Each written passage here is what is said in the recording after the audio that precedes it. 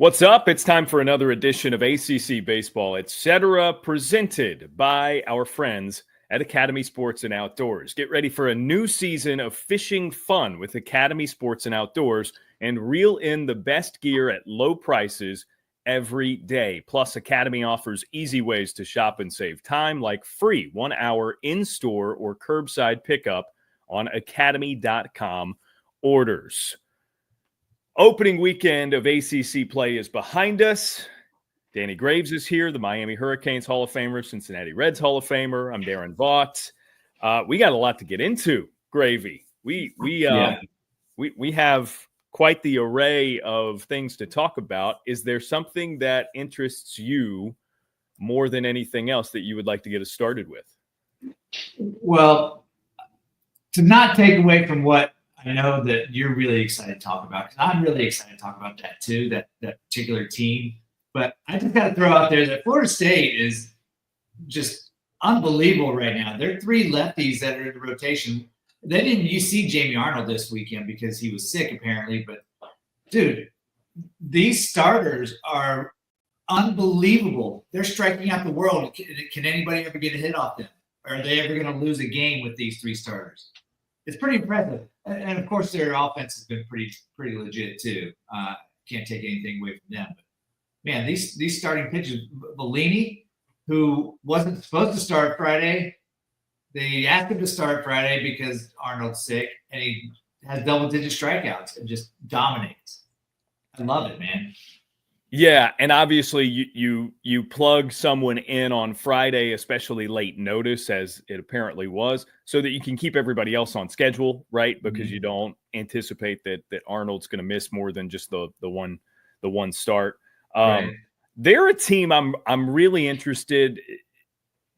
Our D1 top 25 dropped this morning, just prior to us doing this, and Florida State has jumped to North Carolina. And now is the top ACC team in the rankings. It felt like they maybe could have been the top ACC team in the rankings all along. It was just a matter of preseason where you were ranked probably between them and North Carolina. So Florida State at number 5 feels right. Mm-hmm. However, I'm eager to see them against ACC competition. You mentioned the lineup, the pieces that they have added in the freshman Hunter Carnes. The catcher has had some really standout performances. Yeah.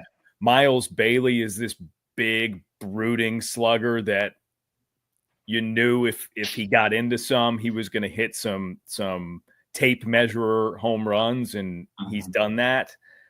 So if those guys and others new to the lineup like them can deliver for the Seminoles in the way that they're capable at their absolute best, losing what they lost is not much of a concern, or as much of a concern, from one year to the next. And that sounds insane because there are reports from the Houston Astros camp about how they're trying to get Cam Smith into a starting role right away in the big leagues. You know what I mean? Like, that's not nothing. And he wasn't even, arguably James Tibbs III was the better college hitter, right? So like, they lost a lot.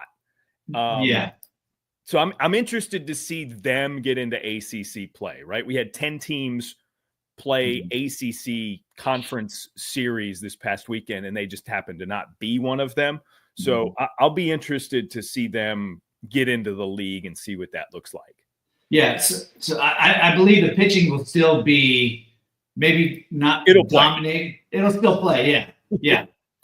But it's interesting, some of these new guys in the lineup, you got to see what they're capable of doing against consistently better pitching Friday, Saturday, and Sunday, and not just facing one ace from a mid-level D1 team, right? So, but the guys that you mentioned, JT3, his replacement is Gage Harrelson, who has just been on fire, and Cam Smith's replacement, Cal Fisher, has also been on fire. Those are the two guys, and then you throw Lodis in between them and Max Williams. That's a pretty good top 4 in the lineup to go along with that pitching staff. So, but yeah, obviously we can't wait for them to play an ACC team, but I still think it's going to be they're going to play against anybody. Yeah. So I'm glad. I'm actually glad you mentioned Florida State first. because I feel like they've kind of just been delivering the goods through the non-conference slate, and because we expected of them, we haven't really talked about them a ton. Yeah. But they're awesome, and I expect as soon as they get rolling in ACC play, they're going to be a weekly piece of the subject matter. As we do this, because they're going to be very, very important. Yes, absolutely. Okay, what do you got? I'm going to go to, where do I go from here? I know there's a couple places we can go. I've got a couple of options here. We'll get to Virginia. Stanford with a big statement this weekend. And they move up into the rankings, not just into the rankings. They debut at number 18. Yeah. The D1 top 25 after taking 2 of 3 from North Carolina going into the weekend, number 4. They drop a couple of spots to number 6. It's just a good balanced lineup. I love their mix of experience and newness. I started to say naivete, and I don't think that that's necessarily the case for their freshmen who are contributing. It's not that they are naive. Maybe David Esker would tell me otherwise, and it's more of a, ignorance is bliss. They didn't understand quite what they were doing this weekend, going on the road in their first ACC series ever and getting a win at number 4. Sometimes it's better to not know. Just go and play, right? Yeah. So I think they've got a great mixture, and you need that in college baseball in 2025, I think, right? They're this amazing freshman class, but they've got guys who have been there, guys who have not only been there, but been there when the team wasn't good. I think that matters. Not that it's a prerequisite to being good. Most good teams and good players, in fact, aren't bad at any point. But I think in this particular case, it's kind of helped shape the identity of this team going through what they did last year after a lot of the guys on that team had experienced the ultimate success in going to Omaha. So they've had both sides of the extremes. There's a maturity that I think in most cases comes with that perspective that allows you to handle these trips better and in a more business-like fashion. So like I'm thinking of like Jimmy Natai at the top of their order and in the infield has delivered, right? They obviously have the new guys, Charlie Bates, a freshman, Rintaro Sasaki, a freshman, and he's been just solid. I mentioned to somebody earlier this morning because they were asking me about the rankings, and when it comes to Stanford, like they haven't even unlocked Super Saiyan Rintaro yet, which is going to happen. I'm telling you, it's like he's going to go on a run once he hits that first one. I think, and I told the team I thought he was going to do it. Well, some people associated with Stanford's team because I was there talking to Rintaro on Thursday. I told some people team personnel, I told them I think he's going to hit a couple this weekend, and it didn't happen. But I think once it starts for him, it's just going to click, and he's going to go on a tear. And until then, he's going to continue to hit 370 and do jobs and drive in runs and that sort of thing in the middle of their lineup, and everybody else is gonna do their part as well. It's just it's a really balanced lineup. And we've talked about the starting rotation. Matt Scott, Christian Lim, as steady as they come. Joey Volchko is the X factor. Yeah. Their Sunday starter who throws, like he can bump 100. He'll throw like a mid-90s changeup.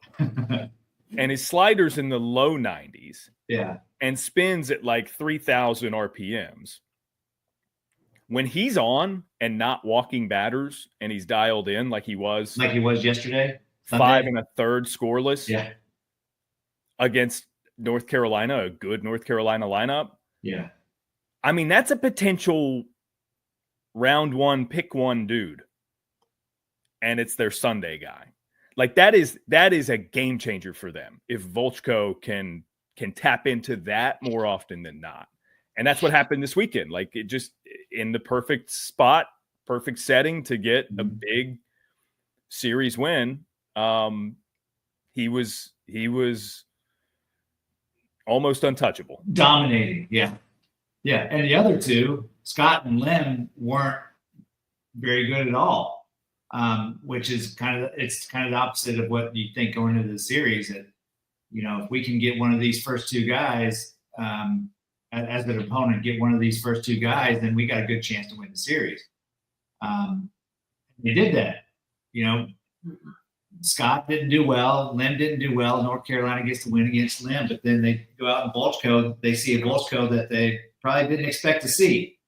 You mentioned the pounding the strike zone. If he can get in his mind that that's all he has to do, and I know it's a lot easier said than done, but when you have stuff like that, and it's not just one dominating pitch, it's his whole repertoire is filthy. If he could just be around the strike zone, people are going to swing, right? Yeah. You just got to throw it around strike zone. Easier said than done, obviously, like I said before, but I mean, it's a big deal, which could lead me to other pitchers to talk about in the league too, but I'll save it for that because I still want to hear about Rintaro and you and Rintaro, this little sit down that I'm jealous about.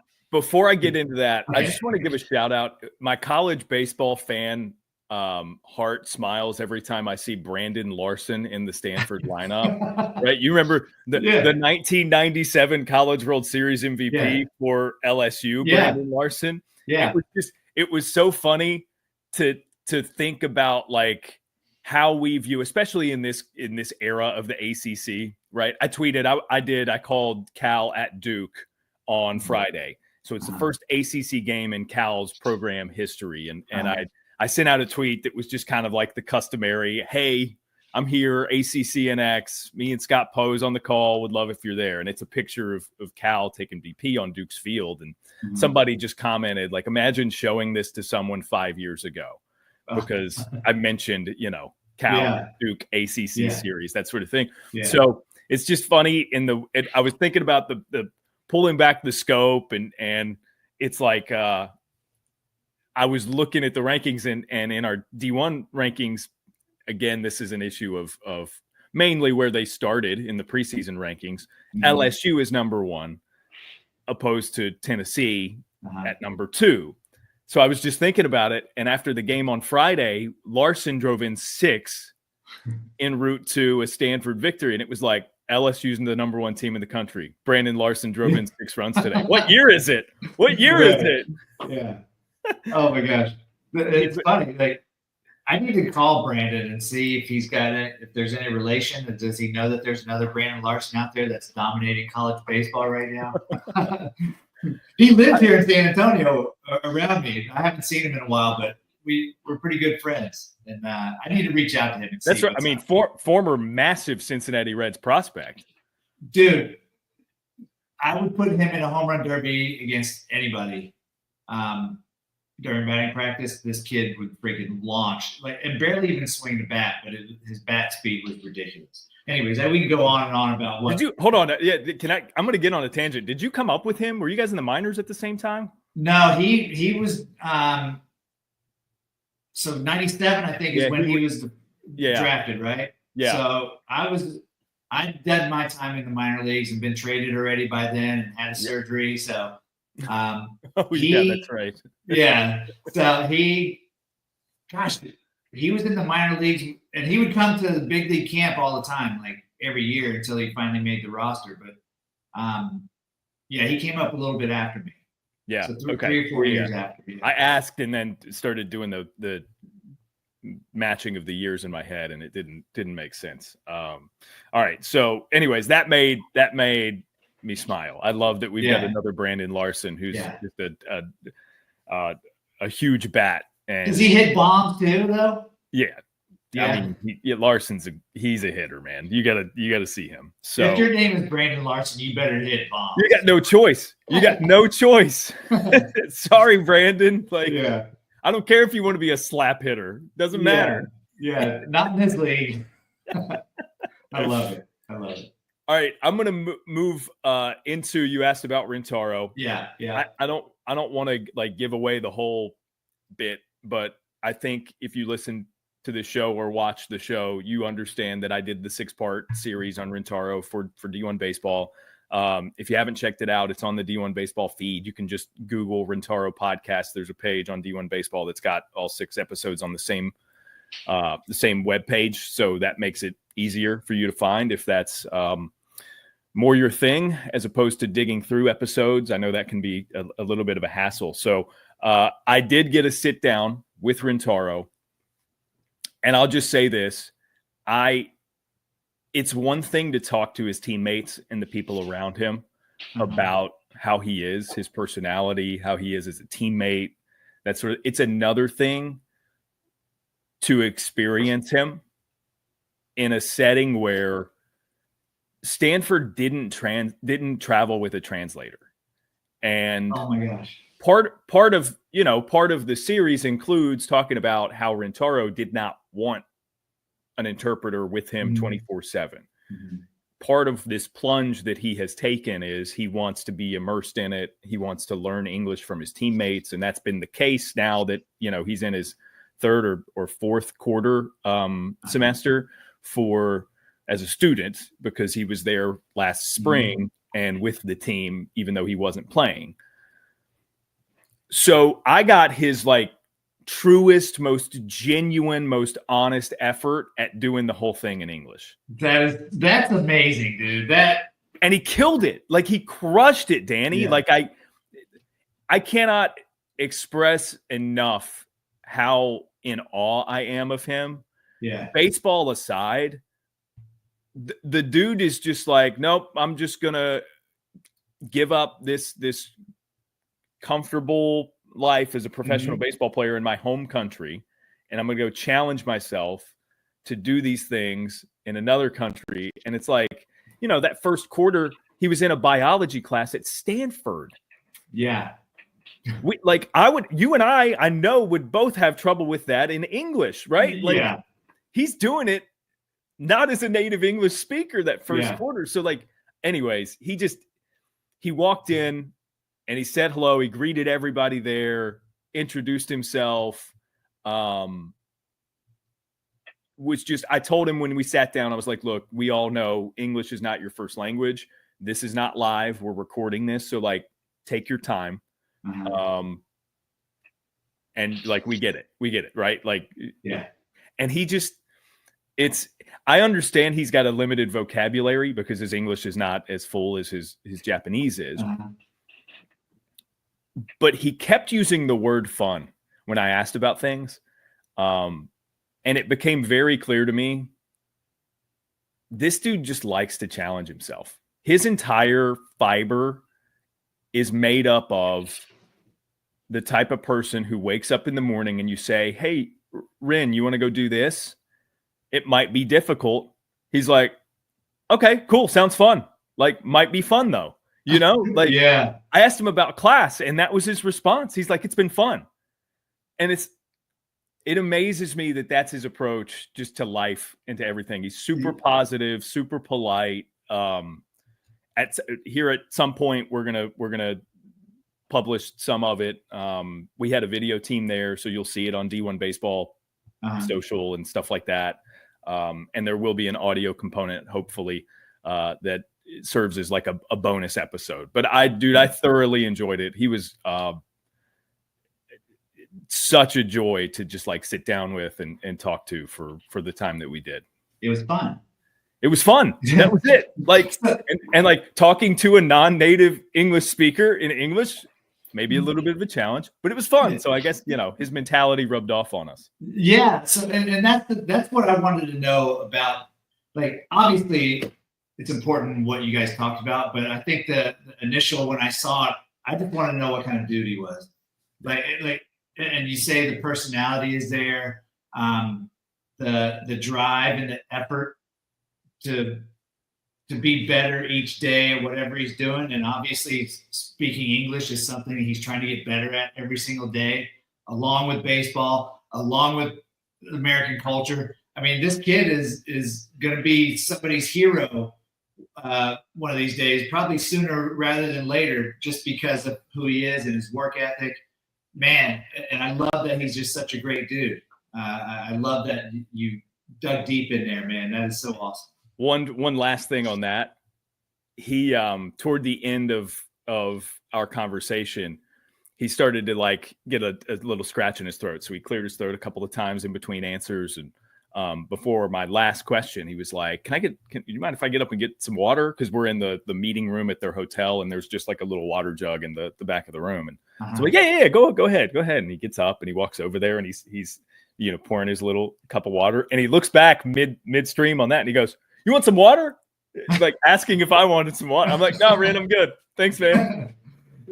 See, he cares about others. Yeah, right there. That's man, that's awesome.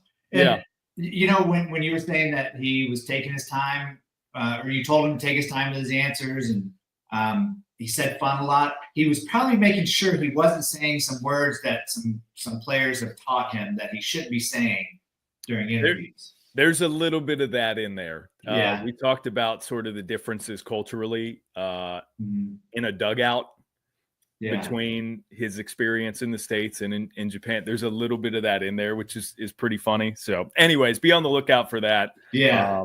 Gosh, we could talk a whole episode about him. That I'm so intrigued, man. It was awesome. Cool. It was cool. So I'm super thankful to him and Stanford for allowing that time. So we should go ahead and ask Stanford now at the ACC Championship in Durham if we can have Rintaro for one of these episodes. Go ahead and get it out there now. That'd be great. No, we can aim for that for sure. So anyways, it was a lot of fun. It was a lot of fun to use Rintaro's word. Yeah. All right, so we got to move on. I've got a question for you. Okay. How concerned are you about Virginia? This is a question I got from somebody else earlier, and so I have, as a result, thought about it pretty intently this morning, because I gave this person an answer, but I'm curious how you would answer that. I still think it's early. Even though ACC play has started, even though they lost a series to Boston College, and the one game they won, it was like 22-16 or something. Yeah, they had. They really had to win a slugfest. Yeah, and those could be scary. Like that could make you think, well, what's wrong with us? Is our pitching not good? Is our hitting not good? I just feel like they still haven't caught a stride yet. Like a couple of weeks ago, or even just last week, maybe we could say that we were a little worried about NC State. Well, they go running off 8 straight, right? Just like that. And I feel like if Virginia can click with both sides working at the same time for a whole series, then who knows what can happen. But I do still believe that it's early. It's too early. They've got too many good players on that team to feel like they are going in the wrong direction. Now, at what point do you say it's not too early anymore? That's a good question. Who do they play next week? I think that could mean a lot. They play California next weekend. Yeah, they are in Berkeley, in California, to face Cal. Yeah. And traveling is nothing new to them so far this year. They've been to 1,000 places, it seems like. So you just never know, man. I think come at the end of this month, if they're still scuffling, I might be a little more worried. But Virginia's just quiet. They're sneaky good, and they just haven't shown it yet. Are you worried? So I got this question from our friend Roddy Jones, who I can tell, I don't think he's calling a lot of baseball this year because he's on the UFL package for ESPN, and that, his games have been substituted for more football, which is great because that's Roddy's deal. Yeah. But he occasionally will text me an ACC baseball note or question, and I can tell he maybe misses it a little bit. So we miss you too, Roddy. Or he might be sneaking in for one of those weekday games and needs to know some info, right? That might be it too. So he just simply texts me this morning, level of UVA concern, ? My answer to him, and this is verbatim, minimal, but that's mostly because I've seen them figure it out over the course of the season many times before. That's a perfect, yeah, go ahead. Plus, other than Michigan in game 1, BC is really the first team that's beaten them that is legitimately inferior, right? So I told him it'll take more similar weekends to this for me to be panicked.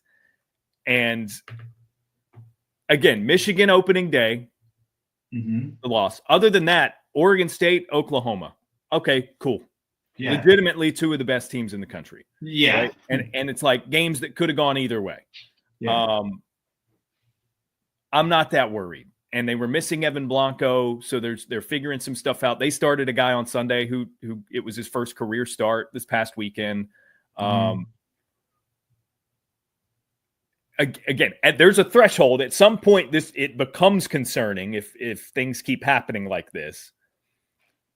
Yeah, but it was just the first ACC series. Like, we're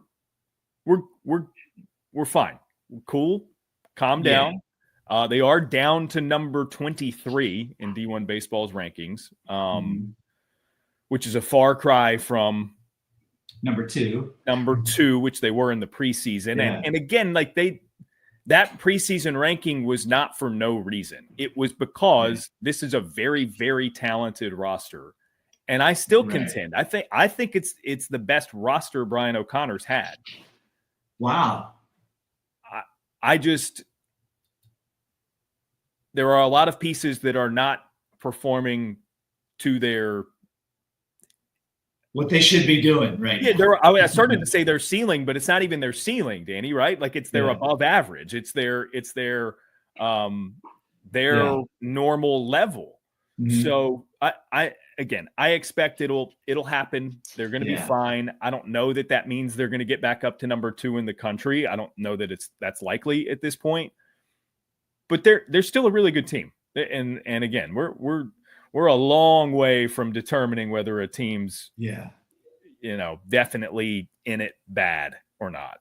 Right. Well, and there are 3 starters that they've been going with. Valencius, is that how you say his name? Valencius? Yep. And Woolfolk's been lights out, dude. He's been great every outing out there. And Bryson Moore, those 3 guys, the highest ERAs at 3.4. Their strikeouts to walks are legit. They've been pitching great. They just, if they can just get things working together, they're just too good of a team. Too many good names on that team to be struggling this long. I do feel like they're going to get it back together. I'm not even worried about and again, back together. I don't even know what that means, right? Like at this point, they've lost most of their games that they've lost to teams that it makes sense that they lost to. And listen, don't think I'm not going to give Todd Interdonato and the Birds their due, because they came into this series on a mission. BC was a game under 500 coming into the weekend. They had not really impressed in the ways that they had envisioned at the beginning of the season up to this point. But they made it a point to be a more aggressive team and play with some confidence on the road at a ranked opponent. Yeah. And they came through in some big spots. And, even in the game they lost, they put up 16 runs. Yeah. That's a great weekend. That's an incredible weekend. Yeah. Well, they definitely overachieved. Yeah. No, I mean, but like that's in the ACC, that's what you got to do. Good teams got to overachieve to win the ACC, to win conference series. Yeah. Yeah. I mean, you go into a series like that against Virginia, in your Boston College, that's house money, right? Like you're playing with house money. You got none to lose. You're not supposed to win these games. And they got contributions from everybody. I mean, they went way down the depth chart in some cases to find pieces that came up in big spots. Yeah. And there's an instance, one in particular, Sam McNulty is an infielder for them who you like cover leagues and you feel like you grow into roles with guys because you've covered them, right? Sam was a not an everyday starter. A couple years ago when I did BC's series at UNC and they upset North Carolina on the road, and Sam came in and played a big part. And it included this weird funky hop off of a sprinkler head in the infield that favored BC. But he's the type of guy that in a big spot, you just need him to put it in play. And he did that in a big spot for BC, and it worked out in their favor because you forced the defense to make a play, and Virginia's defense didn't make a play. It was cool to see that sort of full circle in my own mind on the way to BC getting this big ranked road series victory. Because like I think I've made no bones about how I feel about Todd Interdonato. I think he's a really, really good coach. And I think to whatever degree you can have utmost success at BC, I think the dude's just built for it and they're going to have it. So to see, and he's doing it right now with a bunch of Mike Gambino holdovers. I was going to say, he hasn't had it hadn't been all of his guys yet, right? No, and it's quite the opposite, right? Like he's in most of the roster. It feels like he's inherited. Speaking of which, shout out Joey Ryan. Dude's been awesome this year. Yeah. It's cool. I don't know what it means for BC. Do I think they're potentially a regional type team? I don't think it was on our show in the preseason, but I know maybe as a guest on several others, I mentioned BC as a sort of a sleeper. I would love to see them in a regional. So this is a big, big step toward that. Yeah. And going back to the roster, not that Gambino's guys aren't good players. We all know, and I think everybody knows what we think about Coach Gambino. But it's different when you're coming in a situation trying to run a ball club, but you don't have guys that you went out and recruited. I'm sure that's not easy to do, and he's still kind of feeling the effects of that. I mean, at any sport and at any level, when you come in with not your guys that you bring in, it's got to be tough. Yeah. Yeah. So anyways, shout out BC. Great job this weekend. Cool to see in the midst of the utter chaos that we saw in opening ACC weekend. It was they helped make it a really, really fun weekend opening ACC play. Yeah. I love it. Attention ball players. Allow me to interrupt and get I'm all here for our friends. I'm waiting for this. Upgrade your swing with the 2025 Soldier Tank Series from Soldier Sports. The BB Core model is built with infused power alloy technology and an ultra-hot sweet spot that packs power even on mishits. Sounds like me and my BESR bat days. I benefited a lot from mishits. Looking for extra control? The two-piece BB Core version delivers extreme whip and leverage. And for our rising stars, the USS SA Youth Bat brings elite performance in a youth-friendly design. Backed by 2.5 years of research, it's time to drop tanks with the tank. Visit soldiersports.us for more. Tank with the tank. I felt like you were describing some golf clubs that I need. Miss hits. You could even miss hit and it'd be good.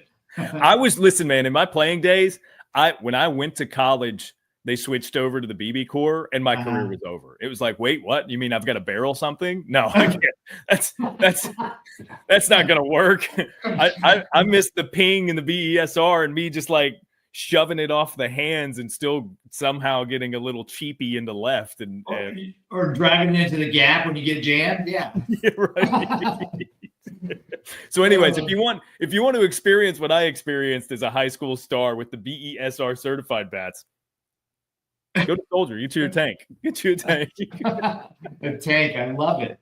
Wow, you got me there. You said attention ball players. I'm like, yeah. There you go. I'm ready. That's you. I'm ready. That's you. Some standout performances we also need to get to. Clemson, a sweep of Davidson.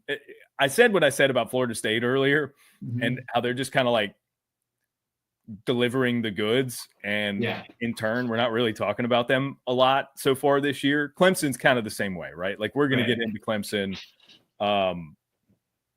especially once ACC play starts for them, and they open up with Notre Dame, which felt like a pretty easy series for Wake Forest, honestly. So we'll see how Clemson handles them, but anyways, they swept Davidson.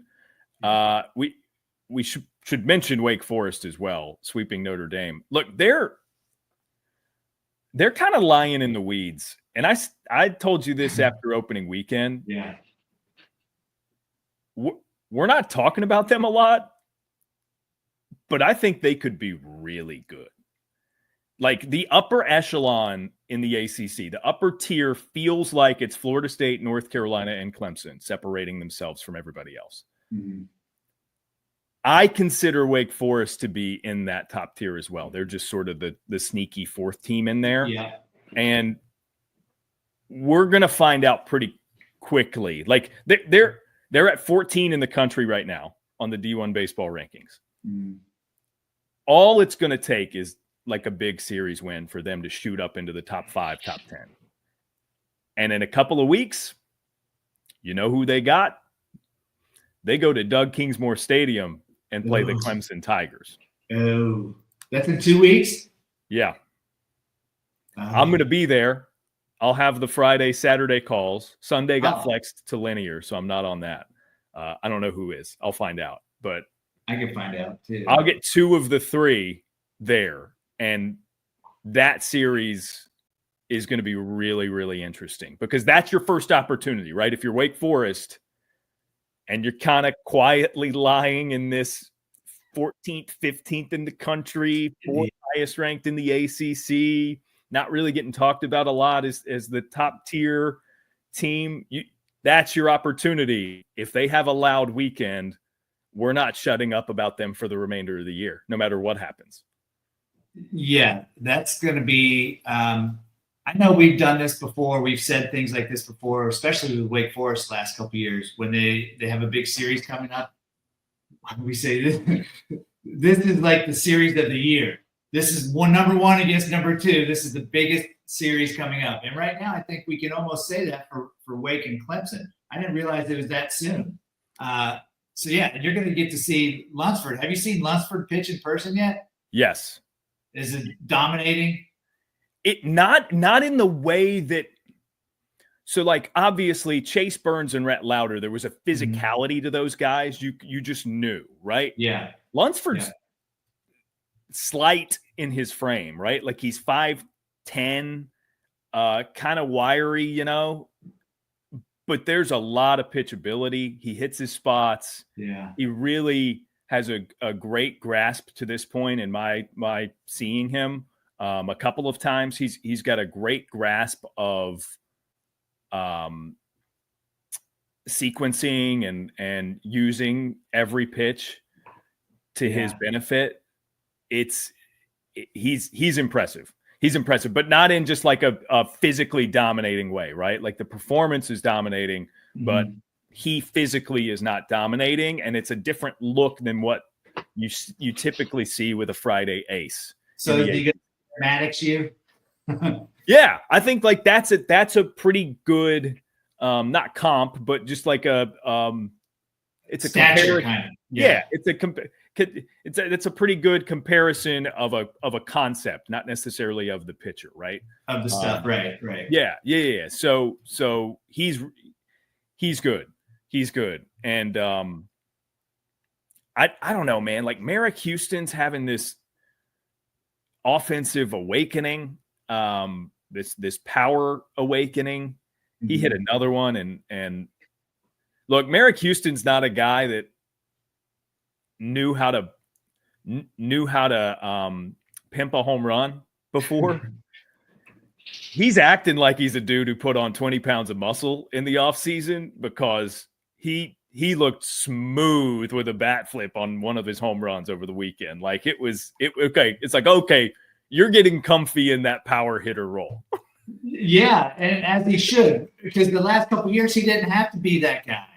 Yeah. You know, when you have Nick Kurtz, Nicky Nukes, and the year before that you had Brock Wilkin, and you had all these guys hitting the ball out of the ballpark and Cadillacing it around.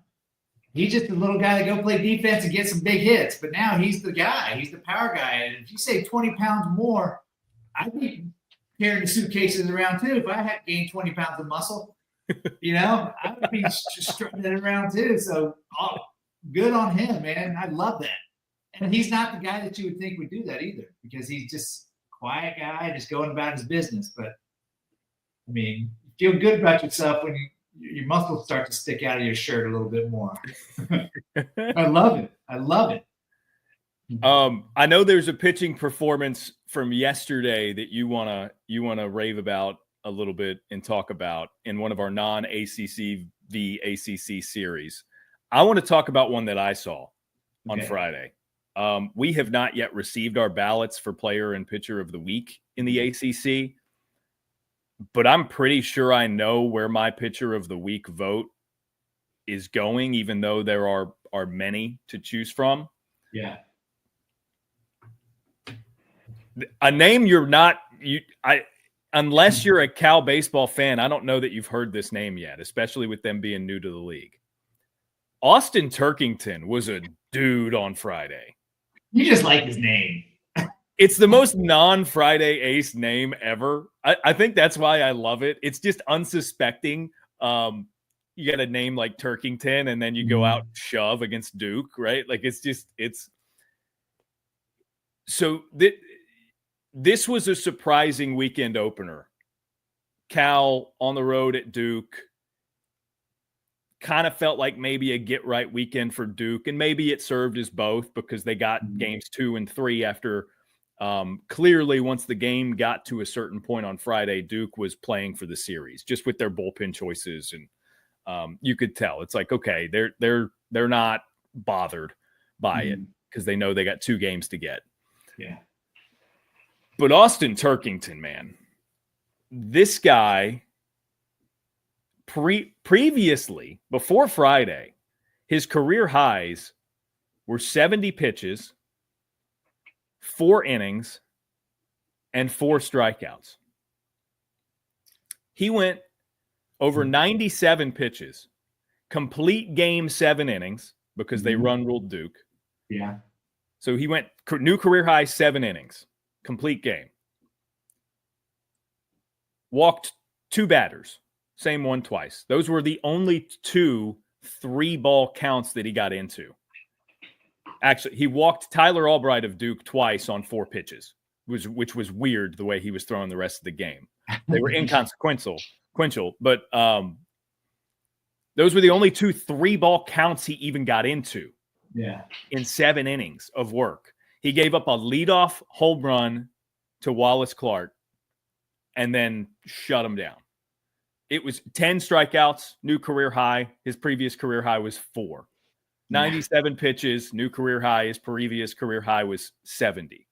7 innings, new career high. Previous career high was 4 innings, which he had done just earlier this year. Prior to this year, his career highs were like lower than that because he's been in this starter role for Pitt.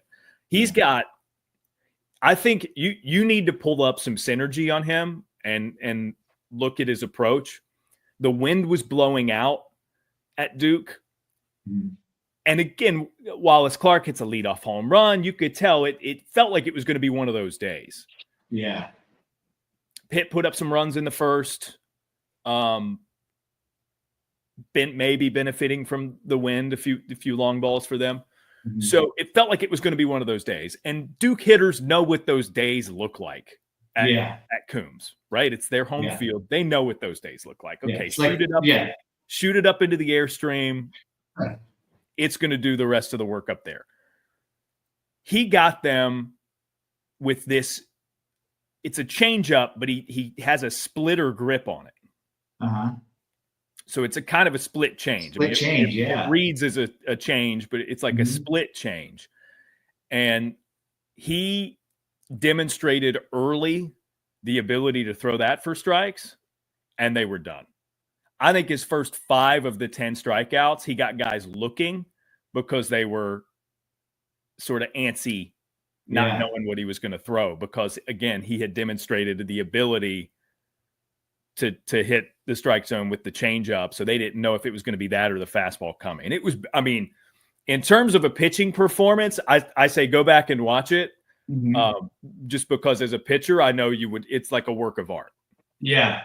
Well, you mentioned that split change and the wind blowing straight out. That the wind had to have made that pitch that much better for him. You know, your pitchers are usually scared to pitch when the wind's blowing out. But if you've got good stuff, good secondary stuff, especially a changeup, you're throwing that into the wind, so it's going to make it dance a little bit more. You know, and that sounds like exactly what was happening with that pitch. So yeah, that's awesome. you were getting Duke hitters that were trying to ambush like a first pitch fastball, and he would surprise them and throw the change, and then it's a whiff, and then it's like, okay, I don't know what's coming, right? So he would get ahead that way, and he had Duke hitters off balance all day. And again, Duke bounced back and had a nice weekend and got games 2 and 3. Which was needed for them. Yeah. But I saw it with my own eyes. It's a great performance. I might have misstated. Did he end up with 12 strikeouts? I think 10. I just looked. Okay. I was second guessing myself. So yeah, but anyways, he was outstanding. And it made for a really cool start to the ACC season for newcomers in the Golden Bears. So yeah, Michael New was probably happy about that. Great guy, by the way. Met him in person for the first time. He's a little guy. Yeah, but like, you know me, I'm a little guy too, so we're down on the same level, saying hey. And I'm going to use that to say, because we got visits in the triangle from both California teams. I'm so excited that they're in the league. I know that the travel is a whole hubbub and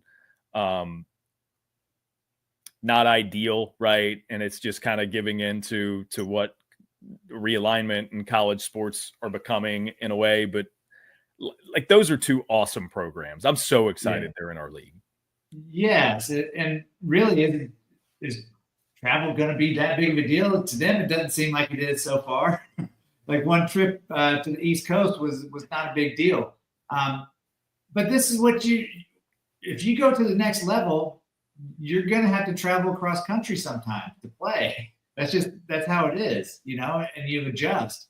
I think we're just so used to having what it's been for so long. Everybody's in the same area and you don't have to travel that much. But I mean, you make adjustments, you figure it out, and they obviously have already. Yeah, and I don't know academically what the recourse is here, but it sounds like those teams are going to leave on Wednesdays. Cal's a pretty tough school. Stanford's a pretty tough school. I don't know what that means for the guys in their classes, but it certainly makes weekend series a little bit easier if you can get that day to get adjusted and get settled. They still have to go to class? What are you talking about? They're still Danny's like, couldn't be me. Yeah. So here's what they do. If they're going to leave on Wednesday, they either have good tutors that can help them before they leave, or they, get on a Zoom and join the class, or they have somebody that they can do the work for them back in school. Like, there's all these options.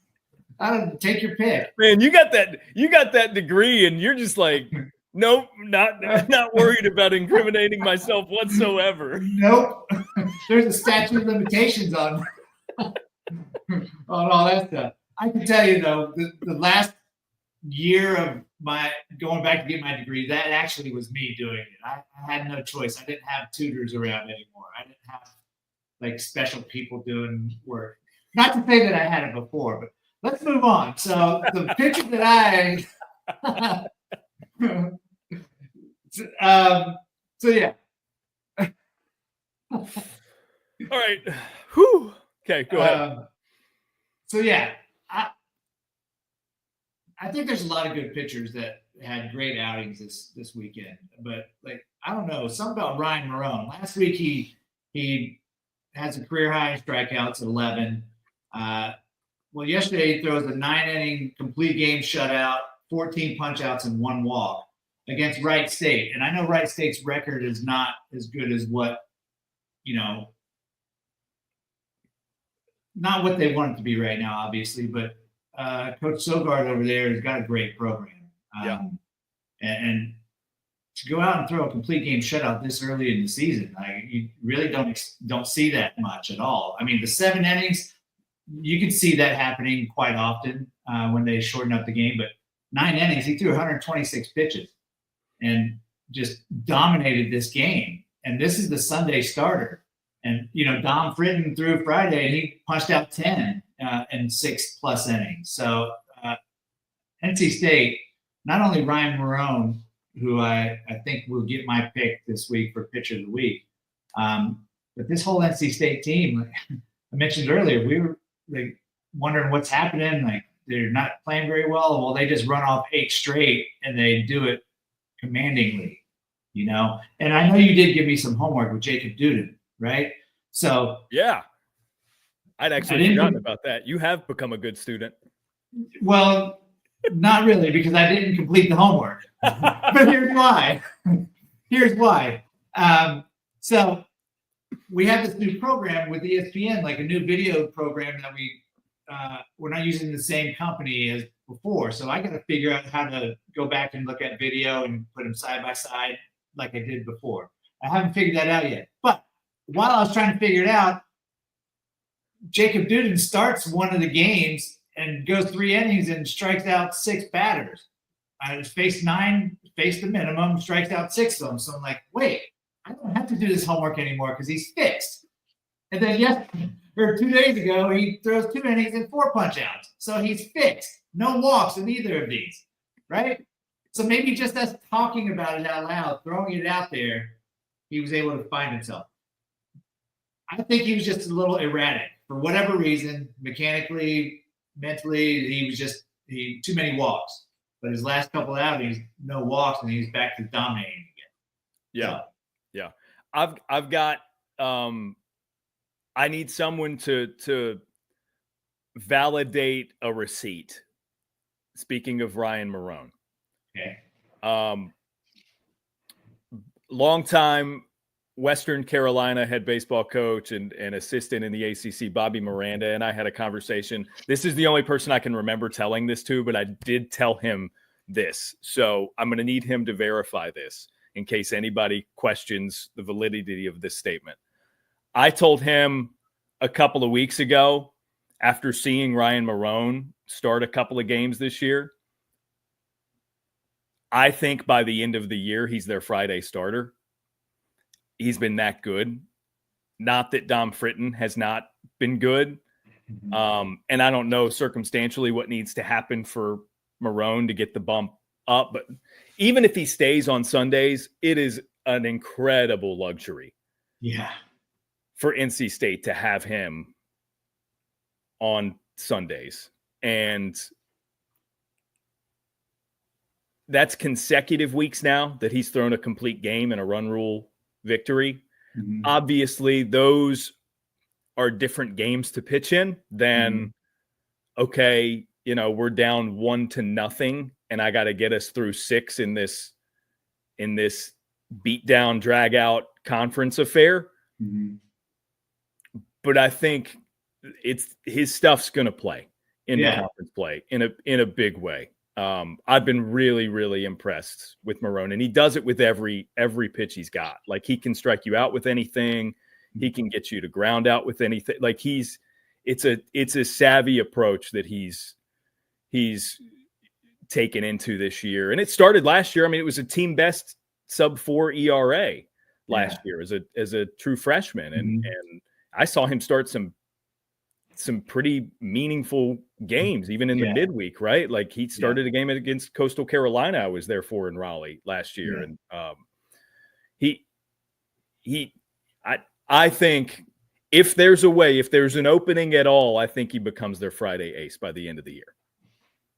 Or he's a Friday ace that they keep throwing on Sundays. Like, you know what I mean? As the rubber match guy. Yeah. You know, like you could do that. Dom Fritton has been their Friday guy, and then their Saturday guy is Heath Andrews, who's not going to strike out the world. But so you got a couple different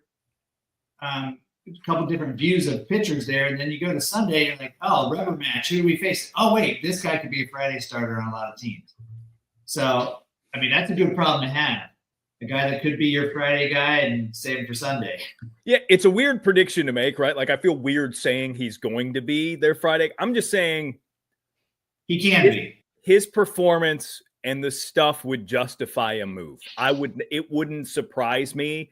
And I know it largely comes down to a coaching staff's philosophy, right? If like Dom's been fine, there's no reason Dom wouldn't be their Friday guy moving forward. If there's an opening, I think Marohn would be probably a conversation in that office between the coaches. Like, do we shift Ryan to Fridays? That's all I'm saying. I don't know that it would happen or whatever. I just think it could. If the question came about, he would get the first chance to be the Friday starter other than Britton. His play has put him into a position where they have to at least consider it if it came up. That's the best way probably to say it. And that's not like, again, Dom Fritton has been good to this point. That's not to say that I'm like wishing him out of that role or anything like that. It's better for NC State and thus better for the league if he's not knocked out of that role. So it's kind of the opposite. But I just suffice it to say I've been really impressed with Ryan Marohn. I mean, because then we'd have some really good Sunday starters in this league. Joey Volchko, Bellini at Florida State is typically their Sunday guy. And then Ryan Marohn, you got all these guys dominating on Sundays. I love it. I do too. All right, is that it? Are we done with ACC guys? So I can get the Hall of Name here. Yeah, let's do it. Okay. I'm ready for it. If we didn't talk about your team, apologies. It just doesn't happen every week. So thanks for tuning in. Yeah, not enough time for everybody. So with Stanford and the Cardinal in mind, our new friends and neighbors in the ACC. I got to digging in on some of their more prominent alumni that had played in the bigs. Recent guys like Nico Horner, Tommy Edmond, Cal Quantrill, right? They've got the guys that are well on their way, right? Malcolm Moore, Brock Jones, et cetera. From the early 2000s, you probably remember a Carlos Quentin. That's not quite far back enough to get to your era, to the for a Hall of Name matchup sake here. The first name I put in was Jody Garrett. You guys did overlap. There were a few face-offs, but there's not a good enough sample size for me there. Was that just one game? I feel like I started a game against Cleveland when he was. Probably it was 3 plate appearances. I don't have it up now, but I would imagine that's what it was. 0 for 3. Let's just say it's 0 for 3. So then I was asking you about some others, and I pulled up AJ Hinch, thinking that for sure you guys would have matched up, but he was in the AL the majority of his career, except for a handful of games with Philadelphia. So you guys never faced each other. So I've got one pulled up now, and there's enough of a sample size here for me to ask you about. I also think it's a name that baseball fans know. For sure, fans of a certain age know. Former Baltimore Oriole, Colorado Rocky, Milwaukee Brewer, Cincinnati Red, Jeffrey Hammonds, and Cincinnati Red.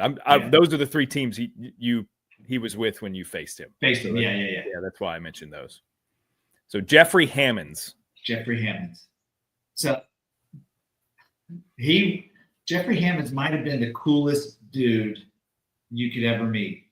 I mean, nothing fazed this dude. If you were talking to him, you would think that, and no matter what the situation was, that he was just trying to calm everybody down and talk real slow, like he was getting ready to sing a love song, like an R&B love song. Just like he was so cool. Like I called him Cool. Like that was my nickname for him, Cool. But his nickname, people would call him Bone or Reggie Hammond from 48 Hours. Eddie Murphy playing Reggie Hammond. So anyway, I don't remember how many times I faced him. I do remember when he was with Colorado, he took me deep. I feel like it was Colorado. Might have been Milwaukee. Did he take me deep more than once? I think just once. But before you say the answer to that, he was such a good outfielder. I don't think people realize how good of an outfielder he was. When I played with him in Cincinnati, we had so much depth in 1999. He was occasionally just our fourth outfielder. Like he was coming in 8th and 9th, and just for defensive purposes.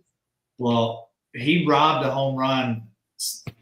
David DeLucci hit a ball off me and clearly was going to be way gone, and he jumped and brought it back and just came down and just acted all cool, like it was no big deal, like that's what he's supposed to do. And I'm like, whoa, like he's such a good defensive player too.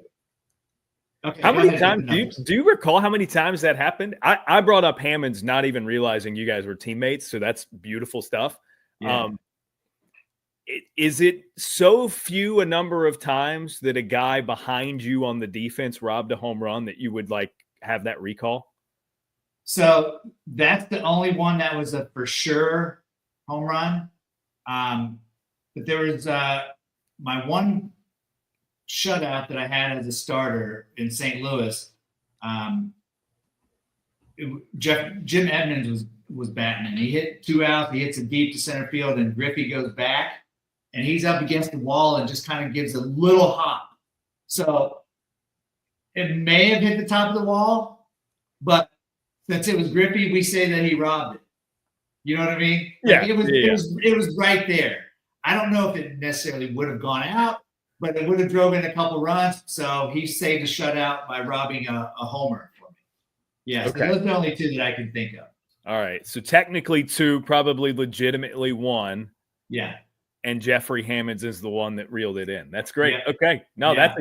that is if that's not the most Hall of Name on the nose thing that we could have, like, I just dumb lucked my way into that. That's great.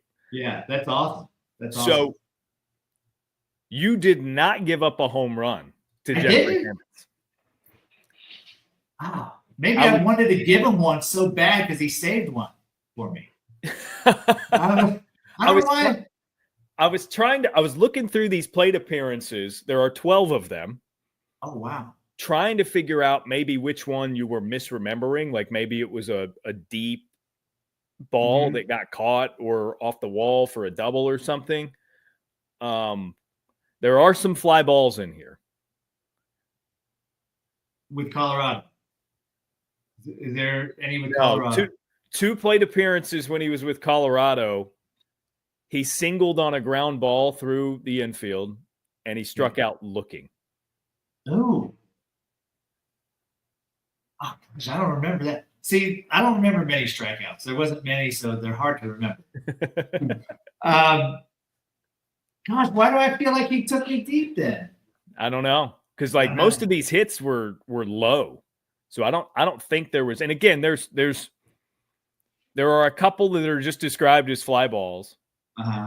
But if it was deep, it would say deep, right? In most cases, I have found on StatHead here, it does note that it's deep if it is the case, but these do not say that.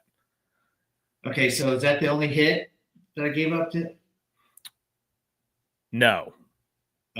Oh, you say that like there's a lot more. No, there were 4. He was 4 for 11 off of you. Oh, that's good. Like pretty decent. The one strikeout, you walked him once, 1 extra base hit. He doubled on a ground ball through the 5-6 hole, which must have just been scorched and it got to the corner. That's when he was with Milwaukee. That was in the bottom of the 10th. Yeah. Oh my gosh. I can't remember. You faced him in extra innings a few times. Really? Yeah, so he grounded out to you in the bottom of the 11th in May of 2002. And he was with Milwaukee. Okay. And then in the 10th, you had him fly out also with Milwaukee in 2001. So yeah, no, there was some extra innings meetings between you two. Gosh, see, I'm telling you, maybe he hit one foul that would have been a home run. Because I believe Sathead. I'm not like trying to add a home run to my stats or give him one, but I could have sworn that I gave up a homer. I said it very confidently too. Like, you did. Yeah. And you're not wrong about that often. Let me ask you if you remember this one, and then we'll be done with it. July 5th, 2002, in the 9th inning, it says single to pitcher. Do you remember a comebacker? It had to have been like a swinging bunt that I fielded. That's the only thing I can think of. Like a swinging bunt down the line, and that would make more sense because it does say ground ball, so it's not like it was a liner. Yeah. Because it advanced Eric Young to second base, for what it's worth. That's the other note on here. Was that in Cincinnati or Milwaukee? That was Milwaukee. Okay. It makes sense. You know what? No, that was at home. You were at home because it was in the top of the 9th. So I don't know if you have that whole game's box score up, but I think that's the same game. I threw a wild pitch with Eric Young on second. He tried to score from second, and we tagged him out at the plate, and I crushed him. I landed right on top of him. You bet I'm pulling this up. Hammonds did homer in that game. Just not off me. Before he got to you, holy cow. You were the only one to get him out. Oh, no, he singled on yours. Yeah, somebody else took him out. Never mind. So he could fly. When he wanted to run, he was one of the faster guys in the league. So I could see him beating one out. Take the swinging bunt because in his other plate appearances, he had a double and a home run. And somebody struck him out. Maybe the starter for you guys struck him out. Who started? Elmer Descent. Yeah. Yeah. The missile. Yeah. We called him the Mexican missile. Barry Larkin homered in this game. I actually got a hit off Elmer when he was with Arizona too, by the way. So I'm 1 for 2 off him, I think. Anyways. Nice. Wow, there's a lot of stuff happened in this game. Larkin homered off of Glendon Rush. Oh. Adam Dunn homered and stole a base. Wow. Aaron Boone drove in a couple runs. Juan Encarnacion had an RBI. Oh, not a good day for Glendon. Holy cow. No. 4 1/3, 7 runs. Couple big flies. Let's see. I'm trying to find the wild. You did throw a wild pitch in this game. Yeah, and EY tried to score from second. Do you see it? Let's see where I can find that. That doesn't. It's tough for that to show up in the box score. It doesn't say like play by play. Let me see.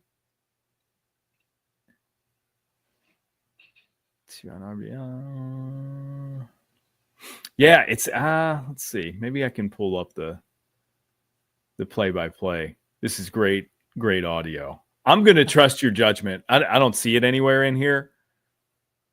But you did throw a wild pitch, and that would check out. Was Richie Sexton on that team? Yeah. So I think that's who was batting when I threw the wild pitch. Because he would always swing at my slider, and I threw a slider in the dirt. You struck him out twice. Or no, he struck out twice. So you probably got him once. What year was that, did you say? 2002? 2002, July 5th. This is great. So 4 for 11, Jeffrey Hammonds was off me. No homers, which is good. Good to hear. Even though I'm like trying to give him a home run. Yeah, we could do this all day. I know. I love doing this with you. People listening are probably like, okay, let's move on. But we don't want to move on. No, we don't want to. But I am going to close out the tab so that I don't get stuck in this little rabbit hole. Nice. All right. Anything that we left unsaid here? I don't know. I think we covered all that. I'm going to shout out Georgia Tech. Yellow Jackets just keep rolling. Good series win against Virginia Tech in Blacksburg. They've got Pitt this weekend in Atlanta. Yeah. What's the guy's name? The pitcher? Is it Patel? Yeah, Mason Patel. Yep, another big weekend for him. 5-0 on the year. I know wins aren't like sexy to a lot of people, but nobody cares. What did you pitch in the 90s? Right. But I mean, there is a column that says W and a column that says L. So, but he hasn't given up a run yet. Still, I don't think. Yeah. Lights out for him. Lights out. Great stuff, Jackets. We see you. We appreciate you. We can't wait to get in the thick of ACC play, and you guys are right there in it. So, loving it. All right. That's it. He's Danny Graves. I'm Daron Vaught. This has been ACC Baseball Etc. Our thanks to Academy Sports and Outdoors. Soldier as well. Go get your tank. Hit some tanks. Hit some tanks. With your tank, like my BESR ping thing that I used to swing in high school, and get some cheapies. Go get some cheapies with that thing. That's right. Be polite. Say thank you. Good note to end on. Yeah. Be polite. Say thank you. We'll see you next week.